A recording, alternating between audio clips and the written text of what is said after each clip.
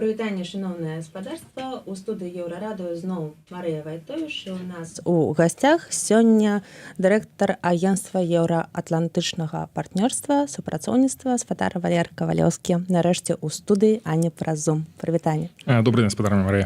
Як звычайна будзем абмяркоўваць апошнія палітычныя навіны Беларусі і свету. Я вас заклікаю пакідаць свае каментары і пытанні пад гэтым стрымам. Будьце, калі ласка, актыўнымі, канешне, калі для вас гэта бяспечна.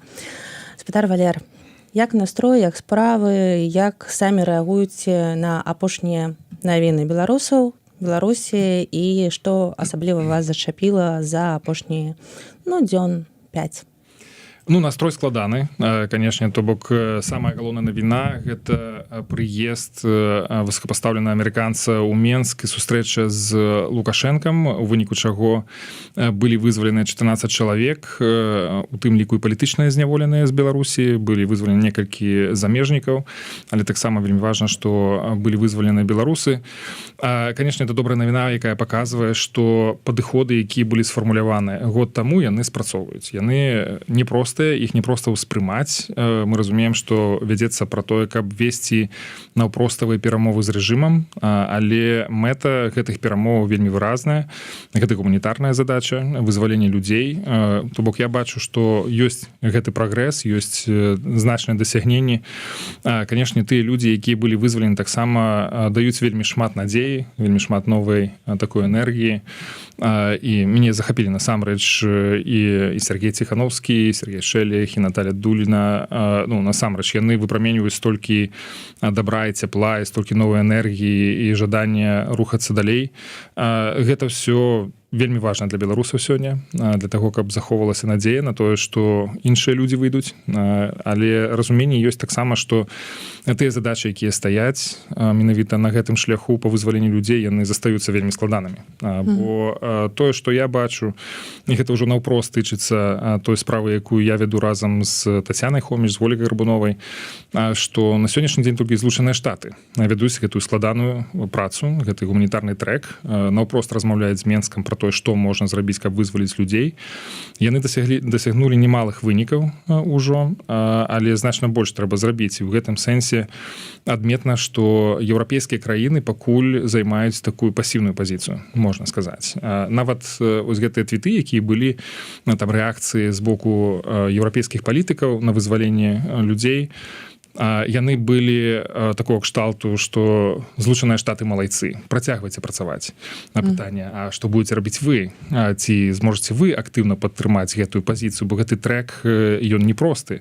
І дзеля таго, каб ён быў сапраўды прывабным для рэжыма, каб рэжым пагаджаўся далей выпускаць людзей, не абысціся без таго, каб еўрапейцы таксама падпісаліся пад гэта. Ёсць таксама такі трохі прыкры момант разумення таго, што людзей часам не пытаюць пра тое, ці хацелі б яны застацца ў Беларусі, ці хацелі б яны эвакуавацца, фактычна выехаць за межы. І гэта тое, што абавязкова трэба будзе ўлічваць пры гэтым перамоўным трэку, пры гэтым працэсе, каб у беларусаў, які выходзяць з турмаў, было права выбару. Застацца ў Беларусі ці з'язджаць з Беларусі. І хай яны вырашаюць хаця б у гэты момант, калі яны набываюць гэтую свабоду, каб не было адчування, што гвалт здарыўся яшчэ адзін раз у іх жыцці. Права выбару застацца ў Беларусі ці з'язджаць, пра гэта літаральна сёння мы размаўлялі ў нашых жывых эфіраў з лінгвісткай Наталяй Дулінай і таксама журналістам Ігорам Карнеем. Вось літаральна там гадзінку таму прайшоў наш эфір, дзе яны падрабязна распавядалі пра гэта і што, не пытаюцца і ўсё. Калі вы падключыліся толькі цяпер, можаце паглядзець, дарэчы, гэтыя эфіры. Вельмі былі цяжкія, кранальныя, моцныя размовы з людзьмі, якіх мы ўсе чакалі. Спадар Валер, а вы не думаеце, дарэчы, што гэта не проста ідэя рэжыму беларускага, так? Вось проста выкінуць там палітвязняў былых з краіны, але магчыма гэта маглі быць умовы Злучаных Штатаў, бо ў прынцыпе калі ты то бок гэта нейкі абмен, мы яшчэ пра гэта, я думаю, паразмаўляем за вами, то бок на нейкіх жа умовах гэта адбываецца. Калі ёсць нейкі абмен, любы нармальны чалавек, адукаваны за мяжой, зразумее, што сёння гэтага палітвязня вызвалілі. Вось, і калі ён там застанецца, ён будзе ў той самай небяспецы, калі ўсе з'едуць. І не факт, што заўтра яго зноў не пасадзяць, прыпісаўшы яму які-небудзь увогуле непалітычны артыкул, так, і пасля паспрабую гэта вось. Няма такіх думак? Па-першае, такія пытанні падымаліся і будуць падымацца далей. З нашымі партнёрамі ўсё ж такі гэта павінна быць не то што умовай, гэта такая як гігіена проста гэтых вызваленняў, што ў людзей павінна быць права выбіраць, дзе яны хацелі б жыць. В прынцыпе, у Беларусі зараз небяспечна любому чалавеку. Ці звычайным грамадзянам, чыноўнікам, адукатарам, там неважна хто. І, канешне, былым палітвязням таксама складана там інтэгравацца пасля таго, як некалькі гадоў правесці ў турме. Людзі выходзяць у фінансавым плане, фізічным, псіхічным плане вельмі надломленыя. Таму гэта небяспечнае асяроддзе ў прынцыпе. Але ўсё ж такі, я лічу, што у кожнага чалавека ёсць гэтае права выбіраць, дзе жыць, бо гэта пытанне нават можа і больш такое складанае і грунтоўнае. Дзе твой дом і дзе ты хочаш жыць, дзе ты хочаш выбіраць, нават у параўнанні свабода-не свабода. Прынамсі, людзі, якія ў несвабодзе, тым не менш яны жывуць дома. Добра, але права такое павінна быць, але вы згодны, што магчыма умовы ставілі не беларускі бок, не бок рэжыму, так, а магчыма менавіта бок Злучаных Штатаў, што пры гэтым людзі выязджаюць. Я не думаю, што так жорстка ставілася пытанне. Я не магу сцвярджаць гэта адназначна, але з тых размоў, кансультацыі, якія былі у тым ліку з амерыканскімі партнёрамі, было разуменне таго, што ў людзей павінна быць права выбару. Дзякуй. Добра, давайте паразмаўляем вось пра таксама глыбей пра гэтую падзею. Скажыце, калі вы даведаліся пра тое, што адбылося. Я бачыла рэакцыю некаторых вашых калег у сацыяльных сетках. Было адчуванне, што ўсё, у нас атрымалася, мы зрабілі. Ці гэта зрабіў нехта іншы, ці гэта вось кожны пачне сёння там коўдру на сябе там цягнуць, гэта я, ці... Я думаю, у гэтым пытанні не варта было б фокусавацца на пытанні, хто гэта зрабіў. Трэба пытацца пра тое, якія падыходы спрацавалі. Бо вельмі складана адсачыць, хто насамрэч быў той сілай, якая, скажем так, прыняла апошняе рашэнне. Дакладней, мы ўсе ведаем, хто прыняў апошняе рашэнне. Гэта быў Александр Лукашенко. У тым ліку, што тычыцца вызвалення Сергея Ціханаўскага. Гэта было яго рашэнне. Мы ўсе памятаем, і гэта таксама такая звычайная зараз тэза пра тое, што Сергей Ціханаўскі чакаўся, што выйдзе апошнім. І тым не менш ён выйшаў не апошнім. То бок тут уявіць сабе, што вялася такая праца, што менавіта ён павінен быў гэтым разам выйсці. Гэта немагчыма, гэта фантазіі, такого не было. Это стала сюрпрызам для ўсіх. І гэта і прыемны сюрпрыз у тым ліку. Тым не менш, калі мы кажам пра тое, што я згоден з тым, што зараз вельмі шмат галасоў. Гэта я, гэта мы, гэта наш удзел там. Я думаю, што гэта не канструктыўная гутарка. Яна нічого не дае на выхадзе, яна не дае некае разуменне того, як працуюць гэтыя працэсы. Вельмі важна разумець тое, што спрацавала, якія падыходы, якія прынцыпы ў дзеяннях па вызваленні. Злучаныя Штаты, мы казалі пра гэта, яны вельмі моцна скарэктавалі сваю камунікацыю. То бок мы чуем значна менш крытыкі на адрас рэжыму. Нават прэзідэнцкія выбары ў Беларусі, якія прайшлі 26 студзеня, фактычна Злучаных Штатаў не было нейкай крытыкі значнай. І мы бачым па тым, як Трамп падыходзіць да мірнага працэсу для Украіны, што ён спрабуе пазбягаць крытыкі на адрас Пуціна. То бок мы бачым пэўную сістэму, некая логіка ў гэтым ёсць. Кшталту, калі мы размаўляем адзін з адным, то давайте мы будзем пазбягаць вось гэтых выпадаў. Другое, это актыўныя дыпламаты, якую Злучаныя Штаты ведуць ужо каля года, размаўляюць з рэжымам. Гэта тое, што неабходна абсолютна для того, каб адзін аднаго пачуць, зразумець пазіцыі, зразумець нейкія патрэбы, знайсці тую кропку кампраміса, якая, канешне, з'яўляецца кампраміснай. Это значыць, што павінны быць саступкі з абодвух бакоў. І так Лукашенко згодзен вызваляць людзей, якіх ён лічыць сваімі палітычнымі апанентамі. Пры гэтым Злучаныя Штаты пагаджаюцца на тое, каб зняць санкцыі. Гэта саступка? Так, гэта саступка. Але у выніку мы маем кампраміс, дзякуючы якому могуць выходзіць людзі. І так мы гаворым пра тое, што менавіта санкцыі, это тое, што цікавіць рэжым, і трэба размаўляць пра санкцыйнае, пра зняцце санкцый, змякчэнне санкцый, прыпыненне санкцый, менавіта як інструмент для дасягнення гэтага выніку.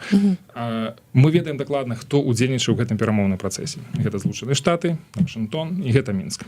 Усе астатнія людзі могуць гэтаму ці садзейнічаць, ці супрадзейнічаць. І ёсць таксама спробы супрадзейнічаць гэтаму працэсу, падрываць, там кідаць нейкія камунікацыйныя бомбы, там наводзіць нейкія сумневы наконт таго, што выйдзе па выніку гэтых перамоваў. Я б тут засяродзіўся менавіта на тым, каб падтрымаць тыя падыходы, якія сёння працуюць. І кожны той, хто сёння гаворыць, што гэта я, можа зрабіць гэта на практыцы. Сказаць, Злучаныя Штаты робяць добрую працу, трэба іх падтрымаць. Еўрапейцы, рабіце тое самае. Падтрымайце амерыканскі трэк. У вас ёсць сапраўдныя рычагі для таго, каб працягваць гэтую дзейнасць, гэты працэс. Бо на сённяшні дзень нават сустрэча Келага з Лукашэнкам — гэта частка працэсу. Гэта яшчэ не пункт прызначэння. Мы яшчэ туды не прыйшлі.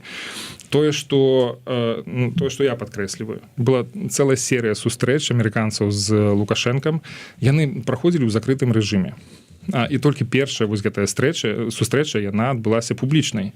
Гэта значыць, што абодва бакі дасягнулі пэўнага ўзроўню ўзаемнага даверу. Калі могуць сказаць: выходзім у паблік, бярэмся за рукі, расказваем, што ў нас ёсць нейкія адносіны. Можа, гэта яшчэ і не такія адносіны, але мы размаўляем. І нам пра гэта цяпер ужо не страшна сказаць свету. Мы разумеем, што будзе крытыка, будзе нейкая рэакцыя, але мы ўпэўненыя ў тым, што мы рухаемся па некаму трэку, па некаму працэсу, і мы гатовыя ў гэты момант ужо заяўляць пра тое, што нават вось гэтай сваёй публічнасцю мы заяўляем пра тое, што мы будзем гатовыя да практычных захадаў. Я зачапілася за тое, што вы паставілі вось на адны шалі, атрымліваецца вызваленне палітвязняў і санкцыі, там зняццё санкцыі. Ці дакладна будзе менавіта гэта, і ёсць такая інфармацыя, там, можа, з нейкіх кулуараў, ці ўсё ж такі магло быць іншае, калі, напрыклад, Амерыцы зручна выкарыстоўваць Беларусь як пляцоўку да перамоў з Расіяй. Вось таксама яшчэ адна з умоў тое, што ў прынцыпе Лукашэнку гэта сапраўды, вы ўжо трошкі пра гэта сказалі, пра тое, што нібыта у нас ёсць нейкія адносіны, вось проста паказаць гэта, што вось мы пра нешта размаўляем, неважна пра што, так? І вось толькі за гэта былі выпушчаны гэтыя палітвязні. Ці абавязкова вось санкцыі здымуць усё. Поехали. Я думаю, што гуманітарны трэк, вось гэты напрамак і вызваленне палітычных зняволеных, якія ў сваю чаргу павінны прывесці да зніжэння рэпрэсій, сканчэння рэпрэсій у Беларусі, гэта пачатак размовы. Гэта тая вельмі зручная і зразумелая непалітычная тэма, якая дазваляе гэтым партнёрам, якія знаходзіліся яшчэ год таму ў жорсткай канфрантацыі, сесці за стол і паразмаўляць. То бок мы гаворым пра жыцці людзей, пра свабоду людзей. Добрая тэма, добрая. Мы гэта абмеркавалі, мы можам іншыя тэмы абмеркаваць? Чаму не? Давайте абмеркуем. Канешне, я лічу, што пытанне якраз такі рэгіянальнай бяспекі, яно больш маштабнае, яно больш складанае, яно больш уплывовае з пункту гледжання Злучаных Штатаў, што ўсё ж такі ў іх гэта самая галоўная тэма, што зрабіць дзеля таго, каб Беларусь не ўвязвалася яшчэ больш у гэтую вайну. Бо на сённяшні дзень Беларусь удзельнічае у пэўным сэнсе, падтрымліваючы Расію у вайне супраць Украіны, але гэты патэнцыял яшчэ не да канца вычарпаны. То бок Беларусь падтрымлівае Расію не ваенным чынам, але гэтая опцыя заўсёды застаецца актуальнай. Да таго моманту, пакуль не скончыцца вайна, заўсёды будзе пэўная пагроза таго, што беларусы могуць нарасціць свой удзел у гэтай вайне. Таму задача мінімум, я думаю, для Злучаных Штатаў захаваць хаця бы гэты статус-кво, не дазволіць таму, каб Беларусь нарошчвала свой удзел у гэтай вайне. Магчыма, атрымаецца гэты удзел знізіць, і менавіта правядзенне перамоў у Менску магло б быць такім інструментам дзеля таго, каб зафіксаваць такую умоўна нейтральную пазіцыю Беларусі датычна вайны супраць Украіны, бо такія перамовы могуць весціся менавіта ў нейтральных дзяржавах. На сённяшні дзень Беларусь такой не з'яўляецца, яна з'яўляецца менавіта актыўным удзельнікам. Гэта так вам хочацца, каб так было? Ці вы, калі бываеце ў Злучаных Штатах, вы чуеце такія словы, такія думкі ад сваіх калег? Ну, з боку Злучаных Штатаў не было ніякіх сігналаў пра тое, што яны разглядаюць гэта як верагодную опцыю на сённяшні дзень, як верагодны сцэнар. І менавіта таму, што Беларусь на сённяшні дзень па-ранейшаму з'яўляецца актыўным удзельнікам этой вайны, падтрымліваючы Расію супраць Украіны. Дзеля таго, каб дасягнуць гэта моманту, калі мы можам нават сур'ёз размаўляць пра гэта, Беларусь павінна памяняць свае паводзіны ў гэтым. І ў гэтым таксама кантэксце можна казаць пра тое, што ў Беларусі наяўныя палітзняволеныя, што працягваюцца рэпрэсіі, што ў незалежных медыа няма акрэдытацыі, в прынцыпе няма ніякай прасторы для дзейнасці. То бок, калі б мірныя перамовы праходзілі ў Менску, то было б лагічна паставіць пытанне пра тое, а хто будзе асвятляць гэтыя перамовы, і дзе тыя медыі, якія могуць заехаць і працаваць на такіх перамовах. Ці пытанне таго, ці могуць прылетаць замежныя там заходнія самалёты ў Беларусь. На сённяшні дзень гэта таксама немагчыма. Ну, ці з гэта можна рабіць нейкія выключэнні, але ўсё гэта просто такая кіпа, вялікі набор праблем, якія трэба вырашаць і вырашаць не Злучаным Штатам, вырашаць менавіта Лукашэнку. Ці гатовы ён да гэта сёння? Я не бачу гэтай гатоўнасці. То бок тыя крокі, якія ён робіць станоўчы ў бок захаду, яны робяцца вельмі павольна, вельмі неадназначна, часам супярэчліва, але сама па сабе такая опцыя яна дазволіла б ўсё ж такі адцягнуць Беларусь трохі ад гэтай вайны. Па-другое, яна дазволіла б пачуць нацыянальныя інтарэсы Беларусі і, магчыма, улічыць іх у фінальных пагадненнях па Украіне, каб Беларусь не стала ахвярай новых нейкіх авантураў з боку Масквы, напрыклад. То бок вы лічыце, што хутка палітвязняў беларускіх там усіх не выпусцяць, то бок гэта будзе доўгая гісторыя? Я не думаю, што якраз такі вызваленне палітвязняў гэта павінна быць звязана з мірным працэсам. Мірны працэс на сённяшні дзень это амаль што фантазія. Это вельмі далёка. Палітычныя зняволеныя гэта тэма для зняцця санкцый, вызвалення ў абмен на зняцце ці аслаблення санкцый супраць рэжыму Лукашэнкі. Таму я думаю, што вось гэтая сустрэча генерала Келага з Лукашэнкам, яна паказвае, што працэс выйшаў на новы ўзровень, што бакі павінны быць гатовыя да нейкіх новых практычных захадаў. Таму я думаю, што прагрэс будзе, што можа ён будзе трохі больш хуткім, то бок мы пабачым больш нейкае развіцця падзей. Ну, але гэта будзе азначаць таксама, што будуць здымацца санкцыі напрыканцы гэта, тому што гэта самы галоўны трафей для Лукашэнкі. Ён абгрунтоўвае вызваленне людзей тым, што нейкія ёсць гуманітарныя прычыны, аб'яднання сямей там і гэтак далей, але мы разумеем, што самае важнае для яго напрыканцы гэта пабачыць, што санкцыі будуць знятыя.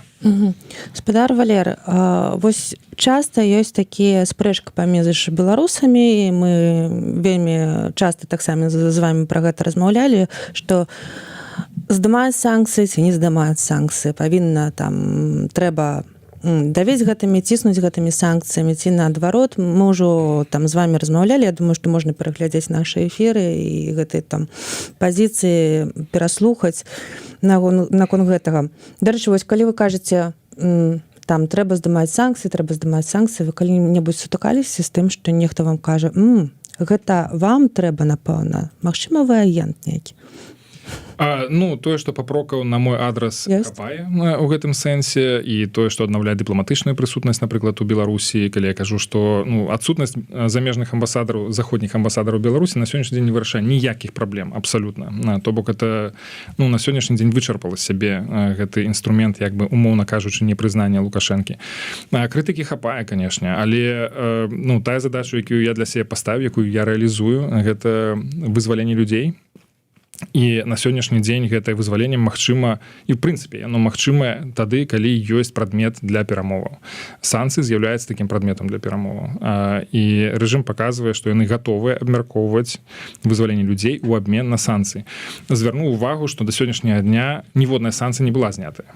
з Менску, што вызвалены больш ужо за 300 чалавек, і такім чынам Лукашенко спрабуе дэманстраваць, што ён гатовы да гэтага, што ён зацікаўлены ў гэтым, умоўна кажучы, абмене, і што ён робіць свае захады. І так, у пэўным сэнсе, Злучаным Штатам атрымалася вывесці гэта на такую практычную спіраль, калі ёсць перамовы, ёсць вызваленні, яны вызвалілі сваіх 4 грамадзян з беларускіх турмаў, але цяпер ужо вызваляюць усё больш і іншых грамадзян, іншых краін ці беларускіх грамадзян.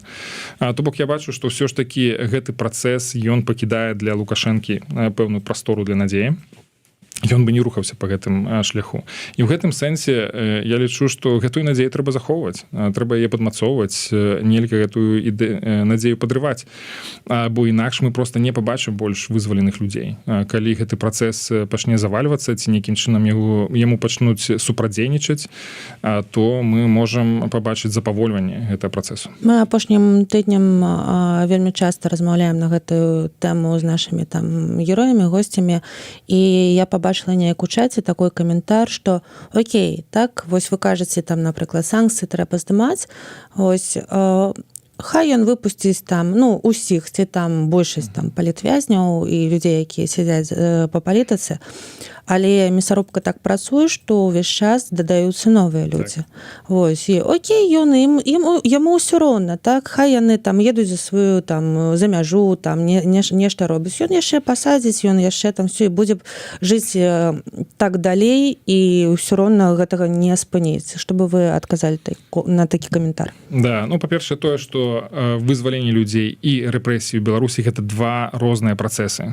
Яны, канешне, узаемазвязаны, але тым не менш, калі я чую вось такія выказванні пра тое, што ўсё адно пасадзяць, мы ж гаворым пра розных людзей, тыя людзей, які мы спрабуем вызваліць тых людзей, якія сёння ў турмах, у іх ёсць імёны, у іх ёсць свае лёсы, якія, магчыма, сядзяць ужо па 5 гадоў, якія сядзяць ўжо досыць працяглы час, і пры гэтым іх затрымалі ў той час, калі там ніхто не лічыўся з нейкімі нормамі, з усім астатнім. То бок это былі вельмі жорсткія дні і месяцы ў жыцці Беларусі. Я таксама звяртаю увагу, як некаторыя палітыкі называюць палітычных зняволеных разменнай манетай. І мне здаецца, што гэта такая вельмі абразлівая спроба апісваць тых людзей, за якіх мы змагаемся. У іх ёсць свае надзеі, свае спадзяванні, ёсць прага да свабоды, і я ні ў якім разе не абясцэньваў бы гэтых людзей, бо менавіта праз такія формулы я чую, што людзей абясцэньваюць, іх ператвараюць у тавар. Фактычна, не амерыканцы і нават не рэжым, а тыя палітыкі, якія побач з намі ходзяць. Яны так называюць людзей. Я лічу, што гэта трэба абавязкова пераглядзець і глядзець на людзей як на асобаў, як на людзей са сваім лёсам, са сваімі патрэбамі, але не змяншаць іх да вось гэтай самай разменнай манеты. Мы так не павінны іх назваць. Вось ведаеце, вас зачапіла гэта разменная манета, гэта там, не ведаю, метафора такая, а мяне зачапіла іншае, мяне вельмі зачапіла тое, што спадар Зянон Пазняк,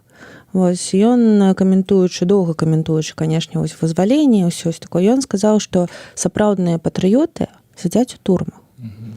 То есть таксама так, што то бок вось выйшлі не сапраўдныя, вось, а ёсць нейкія сапраўдныя, якія там. Вось вас гэта турбуе, як вы рэагуеце на такія выразы? Я нават не буду каментаваць словы Зянона Пазняка. У яго ёсць сваё меркаванне, ён мае права на яго выказванне. Я лічу ўсіх тых людзей, якія вызваляюцца сёння ці чакаюць свайго вызвалення, годнымі, вартымі гэтай свабоды, вартымі нашых намаганняў для того, каб мы зрабілі ўсё неабходнае для того, каб яны выйшлі на свабоду. І так все мы грамадзяне Беларусі апрыёры, мы ўсе патрыёты сваёй краіны. Хто будзе ацэньваць гэта, хто будзе мераць гэты патрыятызм, я не думаю, што Зянону Пазняку такая роля была нададзеная. Ён не суддзя нам, у яго ёсць сваё меркаванне, але гэта меркаванне можна ўспрымаць і адрынаць. Вы можаце неяк пракаментаваць і вось так калі паразважаецца, чаму менавіта гэтая група беларусаў выходзіла у гэтыя дні пасля дамоўленасці там са Злучанымі Штатамі, чаму у першых шэрагах быў вельмі раптоўны Сергей Ціханаўскі, ніхто не думаў, што так хутка яго выпусцяць, лінгвістка Наталя Дуліна і журналіст, які працаваў на радыё Свабодзе, Ігор Карней, ну і гэтак далей, так і частка замежнікаў. Можна уявіць, чаму менавіта яны? Ну, я адзначу тут, што з гэтых людзей 4 чалавекі было з гуманітарнага спісу, то бок тыя людзі, якія падпадаюць пад такое вызначэнне, што яны патрабуюць тэрміновага вызвалення па гуманітарных падставах. Ці гэта будзе ўзрост, ці гэта будзе інкамунікада, напрыклад, як у Сергея Ціханаўска, які больш за 2 гады правёў у адзіночнай камеры, там без сувязі са знешнім светам. То бок адзін з гэтых крытэрыяў ўсё ж такі прысутнічае. То есть гэта людзі з гуманітарнага спісу. Мы разумеем, што амерыканцы вельмі шмат надаюць увагі таму, каб вызваляць людзей, якія працавалі на амерыканскія медыа-аутлеты, як Ігор Карней, напрыклад, то бок гэта выразная сувязь такая. Я, наколькі ведаю, маглі быць і іншыя імёны ў спісе вызваленых, але іх не апынулася. То бок у апошні момант хтосьці ў Менску пераглядзеў на гэтыя спісы і прынялі сваё рашэнне.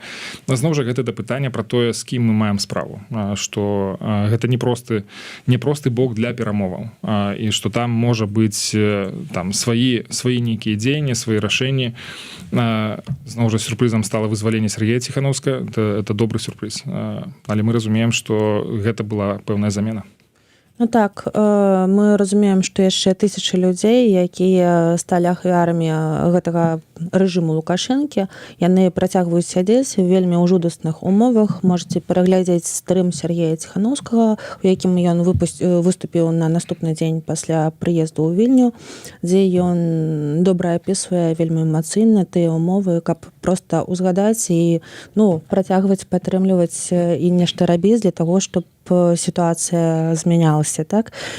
Цікава тое, што я разумею, што я магу так запытацца пра шмат каго з гэтых спісаў, гэтых палітвязняў і вядомых палітвязняў, і нават не ведаю, як гэта дзяліць і падзяляць усе гэта людзі, якія рабілі нешта добрае для Беларусі, і шмат людзей, пра якіх мы нічога не ведаем, мы ўвесь час размаўляем пра вядомых людзей, але не магу не запытацца, сядзіць нобелеўскі лаўрэат Алесь Бяляцкі. А ён? Не са спісу гуманітарнага? Ён у гуманітарным спісе. Насамрэч так, ён у гуманітарным спісе, і мы бачым, колькі намаганняў да гэтага прыкладаюць і праваабаронцы, у тым ліку і з вясны. Леонід Судаленко недавно, ён взяўся за гэтую справу, вельмі шмат робіць для того, каб прыцягнуць увагу да гэта.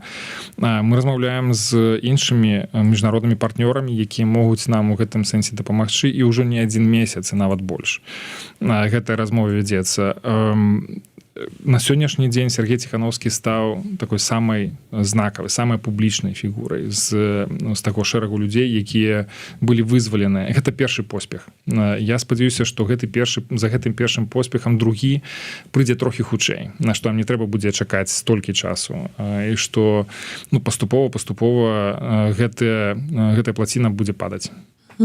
Дзякуй вялікі. Калі я размаўляла з вамі пра санкцыі і задавала такія пытанні, там узгадвала, як там людзі там крытыкуюць часам, там падазраюць адзін аднаго у гэтых пытаннях, у нейкай агентур нават, я раптам падумала, а вось нельга неяк так нас усіх прымірыць, і ці могуць, напрыклад, дамовіцца. Можа, не проста цяпер, улічваючы складаныя адносіны, а можа, дыпламатычна, можна неяк там дапамагчы гэтаму працэсу. Ці могуць дамовіцца, напрыклад, Еўрасаюз і Злучаныя Штаты на тое, каб, напрыклад, Злучаныя Штаты свае санкцыі здымаюць, там часткова, не часткова, палітвязняў выпускаюць, таксама як дамовіцца. А Еўрасаюз працягвае там дадаваць новыя санкцыі і працягвае там вот такое. Можа быць такое? Я не думаю, што гэта той варыянт, які спрацуе па той простай прычыне, што санкцыйны рэжым будзе эфектыўным тады, калі ён усеагульны, то бок у гэтым прымаюць удзел розныя краіны. Мы бачым, што і сённяшні рэжым санкцый ён не настолькі эфектыўны, што яго вельмі лёгка абыходзіць. Так ён стварае незручнасці, так ён стварае страты для Мінска, але разам з тым вельмі шмат іншых краін, якія не зважаюць абсалютна на внутрыпалітычную сітуацыю Беларусі, якія гатовы гандляваць. Злучаныя Штаты могуць пэўным чынам, ці там заходнія краіны могуць уплываць, ціснуць на тыя краіны, каб яны не куплялі, не гандлявалі. Але ў іх не атрымліваецца гэта рабіць, тому што такіх праблем па свету занадта шмат. Каб у кожную гэтую праблему ўпісвацца настолькі моцна, не атрымаецца. Просто это нереалістычна. Занадта шмат краін, занадта шмат канфліктаў і крызісаў па ўсім свеце, каб Злучаныя Штаты разрулівалі там кожную сітуацыю на 100%. Так, можа апынуцца такая сітуацыя, што Злучаныя Штаты здымуць свае санкцыі, не цалкам, часткова. Я думаю, што тыя санкцыі, якія датычацца вайны, яны застануцца да канца вайны. Але, допустим, яны здымаюць гэтыя санкцыі, еўрапейцы ў гэтым сэнсе могуць вытрымаць сваю пазіцыю, сказаць, мы не будзем здымаць гэтыя санкцыі. Яны зараз ужо тлумачаць, напрыклад, што калійныя санкцыі, яны звязаныя з вайной і не з правамі чалавека. То бок яны памянялі проста вызначэнне гэтых санкцый і кажуць, што санкцыі на калій застануцца да канца вайны. Што здзіўляе, таму што санкцыі Літва вводзіла гэтыя санкцыі яшчэ ў 21 годзе, да пачатку, задоўга да пачатку вайны. І тым не менш, калі Европа адмаўляецца ад гэтай магчымасці, то, па-першае, я не ведаю, ці пагодзіцца Лукашенко на тое, каб вызваляць усіх людзей. То бок тут Европа ўжо будзе ў сваіх руках трымаць ключы да гэтага пытання. Ці выйдуць людзі, ці не? Ці мы пагодзімся на нейкія саступкі, ці не, на гэты кампраміс? Я таксама разглядаю ўсё ж такі гэтую працу па вызваленні палітычных зняволеных як першая тэма, праз якую можна заходзіць да іншых складаных тэм у нашай краіне. Гэта і спыненне рэпрэсій, запавольванне, пасля поўнае спыненне і спыненне проста гэтых практык. Па-другое, пра тое, каб ўсё ж такі думаць пра аднаўленне некае палітычнага працэсу ў Беларусі. На сённяшні дзень ён фактычна адсутнічае. І гэта таксама вельмі моцна аслабляе краіну. І тут я раблю спробу ўсё ж такі глядзець на сітуацыю троху здалёк, як бы не на ўзроўні чалавечых лёсаў, а як пра всю краіну, пра всю нашу дзяржаву. Я думаю, што на сённяшні дзень краіне пагражае сур'ёзная небяспека праз вось гэтыя рэгіянальныя канфлікты, праз такую вельмі агрэсіўную палітыку Расіі, якая можа дайсці вельмі далёка. Нам таксама трэба думаць і пра то, як вызваляць людзей, але таксама як і выратаваць краіну ад гэтай небяспекі. І таму гэты дыялог, гэтыя працэсы, гэтыя абмены інфармацыяй, меркаваннямі, пошук нейкіх рашэнняў дзеля таго, каб разруліваць гэтыя праблемы, ён вельмі важны, таму што мы, канешне, можам да канца настойваць на тым, што менавіта мы маем рацыю, менавіта ў нас ёсць маральная вышыня ў гэтай праблеме. Але я персанальна не гатовы да таго, каб адначасова з гэтым спаліць свой уласны дом у Беларусі. Бо за 5 гадоў Беларусь вельмі моцна змянілася і не ў лепшы бок. Беларусь вельмі шмат страціла людзей, міжнароднай рэпутацыі. Цяпер Беларусь з'яўляецца пагрозай міжнароднаму міру і бяспецы.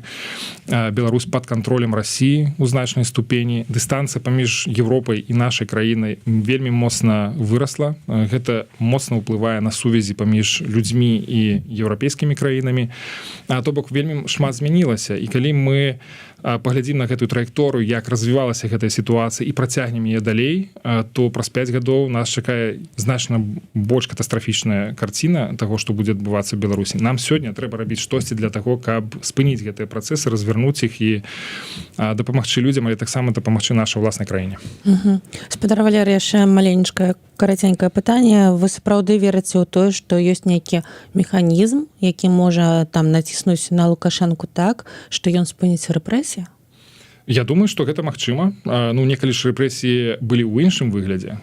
То есть былі перыяды ў гісторыі Беларусі і ў сучаснай таксама, калі былі пераследы, былі рэпрэсіі, але яны былі ў іншых абсалютна маштабах. То бок на сённяшні дзень рэжым выйшаў ўжо на той узровень, калі это можна казаць пра масавыя сістэматычныя рэпрэсіі супраць людзей. Вядома, што за гэты час было прынята больш за 50 заканадаўчых актаў, якія узаконілі гэтыя рэпрэсіі. То бок, каб іх адкруціць, каб іх адмяніць, каб спыніць гэтыя практыкі, спатрэбіць за час. Гэта не зробіцца за адзін дзень. І ў гэтым сэнсе таксама па-ранейшаму я бачу ад некаторых дзеячоў заклікі пра тое, што ўсе палітычныя зняволены павінны выйсці ў адзін дзень. Усе рэпрэсіі павінны быць спыненыя ў адзін дзень. І толькі тады мы зможам размаўляць пра тое, каб зняць гэтыя санкцыі. Так проста не працуе. Лукашенко не будзе размаўляць на такія тэмы, пра такія формулы, пра такія механізмы. Такого проста не будзе. Мы павінны думаць пра тое, як вырашаць гэтую праблему паступова. Магчыма, гэта займе больш часу. У тым сэнсе это не будзе імгненна, але тым не менш на сённяшні дзень мы бачым, што той працэс, які амерыканцы пачалі год таму, ён ужо дае свой плён. Трэба гэты працэс падтрымліваць, не спыняцца, але, канешне, я не тое, што веру, я імкнуся да таго, каб Беларусі не было рэпрэсій, бо гэта вельмі моцна аслабляе і грамадства, і краіну, і дзяржаву, робіць нас больш уразлівымі да таго, каб іншыя гульцы, знешнія гульцы ўплывалі на нашу сітуацыю, а мы гэта ніхто не хоча. Дзякуй вялікі. Яшчэ пра санкцыі. Мы ведаем, што Еўрасаюз рыхтуе новы пакет санкцый, у выніку чаго усе банкаўскія аперацыі з Беларусю і Еўрасаюзам могуць поўнасцю спыніцца. Як гэта стукне па звычайных беларусах? Увогуле, магчыма, вы размаўлялі са сваімі калегамі еўрапейскімі на гэтую тэму і ведаеце, што там кажуць, так, як яны ўвогуле бачуць гэту ўсю сітуацыю з таго боку, і можа ёсць яшчэ нейкая інфармацыя пра гэты пакет.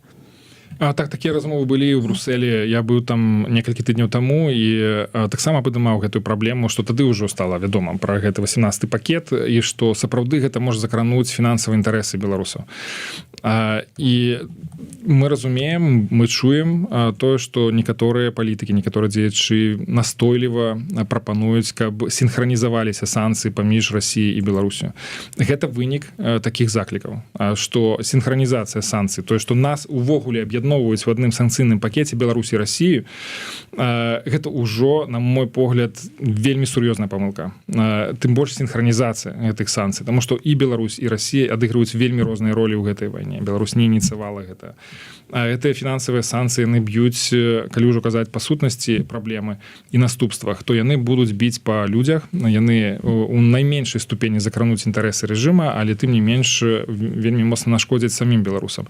Гэта не ў першы раз, калі заклікі да сінхранізацыі санкцый прыводзяць да наступстваў для беларусаў, не для беларускага грамадства, для індывідуальных беларусаў.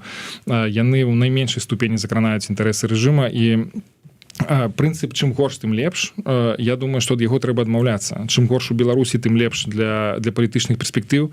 Гэта заганная практыка. Мы не можам ісці далей гэтым чынам, таму што Беларусь усё больш і больш падпарадкоўваецца інтарэсам Крамля. І калі мы ўявім сабе, што сапраўды гэтыя санкцыі ўступілі ў сілу і там нейкія фінансавыя санкцыі запрацавалі, Беларусь будзе проста пераключацца на іншыя сістэмы фінансавыя, плацёжныя, якія кітайскія, расійскія, я не ведаю, індзійскія, некія яшчэ. Але гэта будзе зноў жа аддаляць нас, рабіць нас больш чужымі для Европы. Ці да гэтага мы імкнемся, ці гэта мы хочам. Это высокая цана. Я не гатовы згадзіцца з тым, што гэта тая цана, якую мы павінны плаціць. Дзякуй вялікі. Яшчэ адна навіна. У Мінску адбываецца саміт ЕАЭС.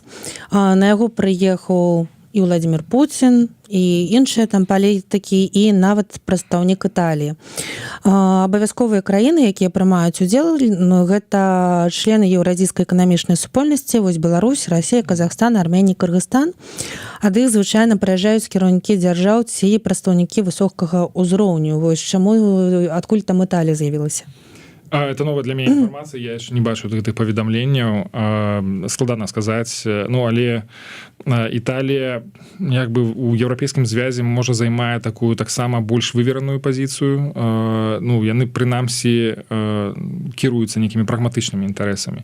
І тут я б сказаў, гэта не звязана з гэтым менавіта з гэтай падзеяй, але сапраўды датычна палітыкі па Беларусі з боку еўрапейскага звязу хацелася б, каб было часам больш прагматызму.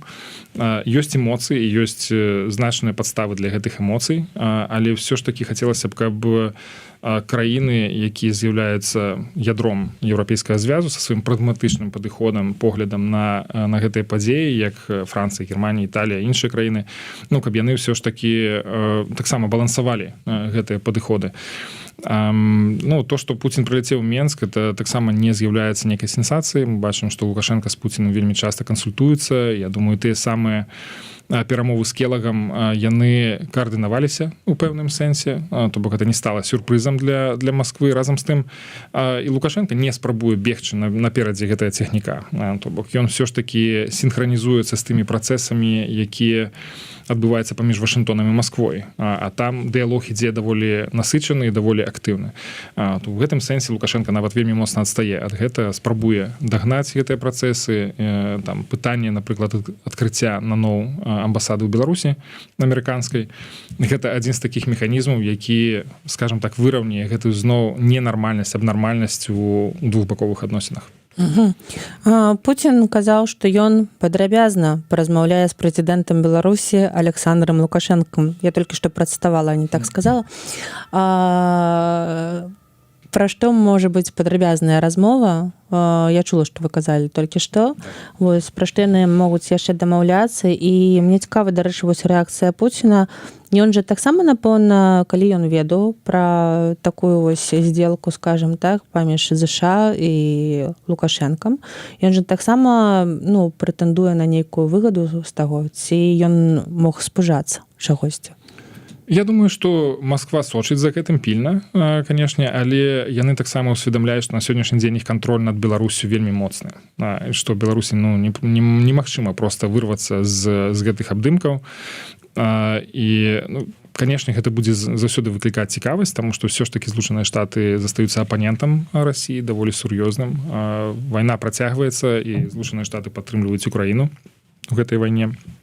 Пры гэтым паралельна ідзе мірны працэс, у якім удзельнічаюць наўпрост Пуцін і Трамп, і гэты мірны працэс забуксаваў даволі выразна. Мы бачым, што прапановы па перамір'ю яны былі не прынятыя Расіяй фактычна.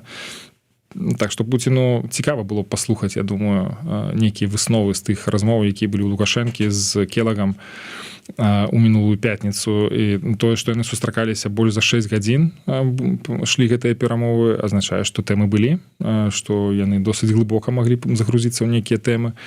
І я думаю, што менавіта тэма мірнага працэсу па ўкраіне была адным з самых галоўным. Як менавіта частка рэгіянальнай бяспекі, там, што можна зрабіць для таго, каб скончыць вайну і аднавіць гэту рэгіянальную бяспеку. Прынамсі, і для Злучаных Штатаў, і для Лукашэнкі гэта былі тэмы аднолькава важныя.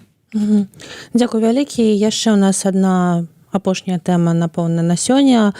Міністр абароны Беларусі Віктор Хрэнін ініцыяваў аднаўленне вайсковых вучэнняў «Мірная місія» ў рамках Шанхайскай арганізацыі супрацоўніцтва. Так? Гэта нешта вельмі важнае, ці вось гэтае вучэнне? То бок гэта сігнал нам? Я думаю, што да, гэта працяг той практыкі, якая складалася раней. Это спроба паказаць мінскам, што ў нас ёсць іншыя партнёры далёка за нашых суседзей. Гэта спроба балансаваць таксама і расійскі ўплыў, таксама дэманстраваць захаду, што у нас ёсць такія магутныя сябры, з якімі мы можам абмяркоўваць самыя розныя тэмы, і вось, бачыце, нават праводзіць такія сур'ёзныя мерапрыемствы. Зразумела. Дзякуй вялікі, дзякуй, што знайшлі час, прыйшлі нарэшце да нас у студыю. Я нагадаю, што у нас сёння ў гасцях быў гаспадар Валер Кавалеўскі, для вас працавала Марыя Вайтовіч. Заставайцеся з намі. Сёння увечары мы паспрабуем быць на сустрэчы ў Варшаве са гаспадаром Сергеем Ціханаўскім і са Святланай Ціханаўскім. Паспрабуем весці адтуль стрым. Сачыце за нашымі навінамі. Дзякуй.